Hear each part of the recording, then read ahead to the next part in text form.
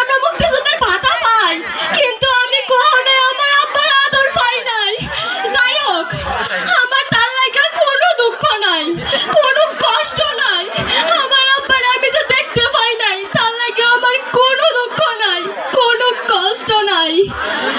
আপনাদের কাছে আমার একটাই মিনতি, আপনারা এই বাংলাদেশে আরো উন্নত কইরা তুলবেন, যাদের রক্তের বিনিময়ে আমরা এই বাংলাদেশ স্বাধীন বাংলাদেশ হিসেবে পাইছি।